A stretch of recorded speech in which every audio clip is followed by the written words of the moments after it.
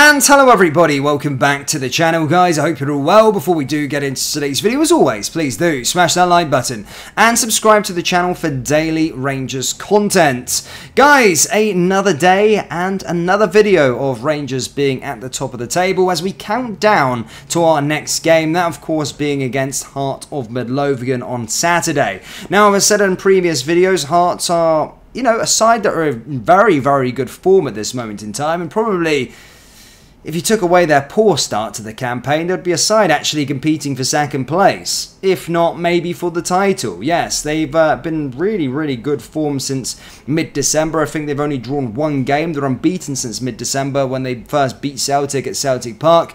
And since then have strung together a very impressive run of results. And as stated, it's going to be a very tough test for us on Saturday. And something that we need to be at our best at as well. But I do have every confidence in this Rangers side to go and get the job done and stay at the top of the table and put the pressure on Celtic, who of course play on the Sunday.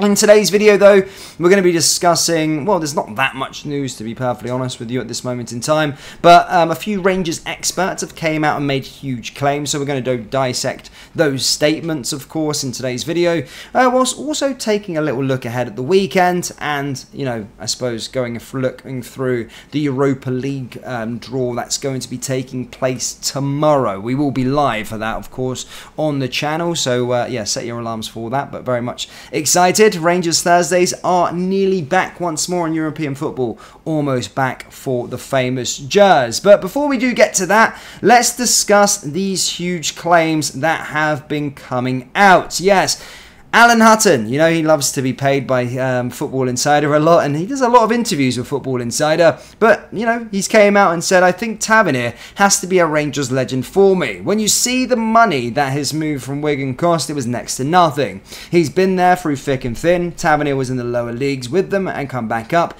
His goals and assists, he's so robust and very rarely injured. He's won all the domestic trophies now too, so I think you have to put him in that bracket now. It's been an outstanding buy for Rangers, and his goals this season and brace against St Johnstone prove it. In terms of value for money in their modern history, no one's done what he's done. He's taken a lot of stick over the years, but he's always takes it on the chin. It shows you the type of guy he is. So yes, Alan Hutton has dubbed James Tavernier as the best signing in our modern history. Now, some of you would put an argument to that and state that maybe Calvin Bassey actually was, because he was a free transfer and earned the club £23 million. But Tavernier, if you actually look at the big moments he's provided, he's probably far and outweighed that £23 million in actual goals and contributions he had to this Rangers team. So everybody knows I'm a massive James Tavernier fanboy. My favourite player at the club, has been my favourite player at the club since 2015. Genuinely, that first season in the Championship, I loved him, and ever since then I've always been very pro James Tavernier.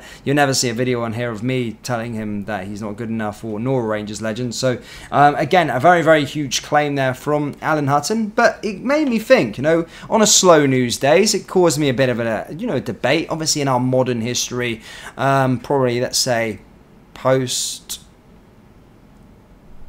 2000, maybe modern history, can you think of a more important player for Rangers? Some probably say Barry Ferguson. There's been a few names obviously over the years, but is James Tavernier more of a thing? Some people look at his trophy collection and say no, but price-wise, impact at the club, been through the leagues, these kind of things. Is he our most important player in our modern history, or most important signing in our modern history? Let me know down there. And if not, if you don't agree, then who is it? Let me know down there in the old comment section below. I'd be interested to hear your point of view. Now, obviously I just touched upon Barry Ferguson. He's actually came out as well and stated that he wants to see more from Rangers January transfer recruit Fabio Silva. He said this on Go Radio. I want to see a bit more from him. There's no doubt about that. His work rate is good, he'll work hard for the team, but I'm expecting a bit more quality. Maybe that will come. It takes some players a bit more time to settle in. Listen, you're not a bad player if you're signed for over £30 million. However, hopefully in the coming weeks he'll show a bit more going forward. Now, Barry Ferguson has stated there, as I think Fabio Silva has played 8 games, not all 8 starts by the way, but scored 2 goals, and has made a bit of an impact at the club in a certain way. And we've started to see glimmers of him, probably being a good player for us, but as I think I stated in a previous interview, or he stated in a previous interview, is that he of course isn't just an out-and-out number 9. He actually kind of likes to link up play, and we've seen that to his game. So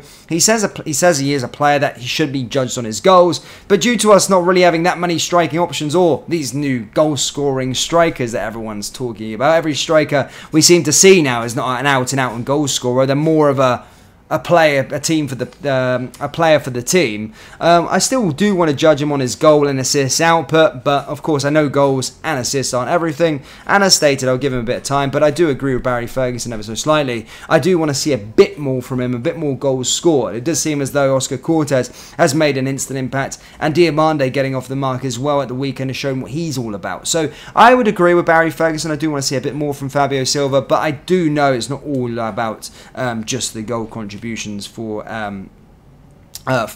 him as a player. He's kind of came out and stated that he likes to be a bit more involved in the game, which is fine, but goals are still very, very important as well. And as stated, guys, it is a very slow news day, to be perfectly honest with you. Nothing really in the Rangers space, unfortunately, at this moment in time, but we are preparing, of course, for this weekend. But the next big bit, the milestone ahead of this weekend's game, is the Europa League draw. The Europa League playoff round 16, or the playoff round for the round of 16, is taking place tonight, and then of course the draw will be done at 11 AM UK time. So guys, I will be live for that one tomorrow, but as stated, the teams that are in action tonight: Freiburg versus Lens, Qarabag versus Braga, Rennes versus AC Milan, Toulouse versus Benfica, Marseille versus Shakhtar Donetsk, Roma versus Feyenoord, Prague versus Galatasaray, Sporting Lisbon versus Young Boys. So a plethora of teams there, some good, some not so good,